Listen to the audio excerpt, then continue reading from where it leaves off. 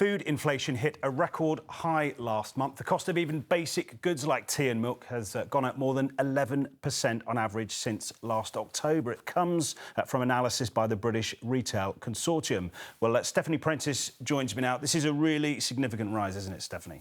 Well, Julian, these figures won't surprise anyone who's been shopping lately, anyone who's swapped out their usual brands for cheaper brands, or even the usual goods for cheaper goods, then got to the till, and the amount is still far higher than it used to be, and often far higher than that shopper can afford.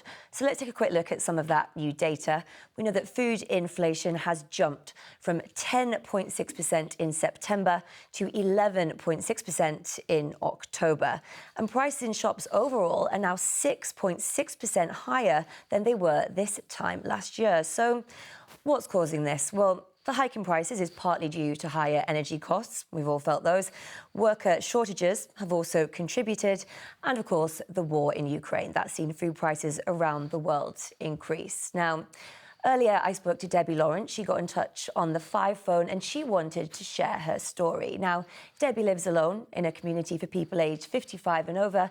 The word she kept using when talking to me about her situation was that she was frightened. I think we can take a little listen to her now. It's scary. The prices, I've halved my shopping. I've literally halved what I buy. I buy cheaper brands. I can't cope. It's the prices are going up every single day on everything. You know, I live in a building for over 55s and some people are in their 80s and 70s and they're so scared. And Debbie also mentioned to me she's struggling to make healthy choices. And we also know from this data that fresh food rates have gone up even more. They're up 13.3%.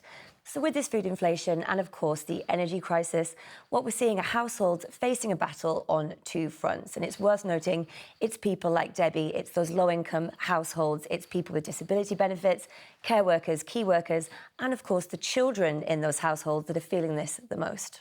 So what are the experts, and consumers, what are they saying needs to be done?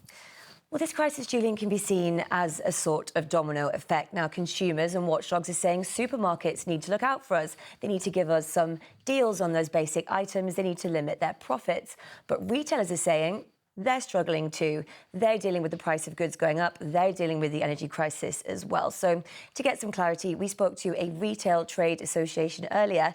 They suggest that the government needs to step in and look at business rates. The Conservatives promised to reform business rates in their 2019 manifesto and still haven't done anything about it. Now is a critical time for them to take action, because if we don't, retailers are facing £800 million of additional cost, and that cost will be passed on to consumers. So we're really looking for the reform of business rates right now. So another thing potentially there for the Conservative Party to tackle.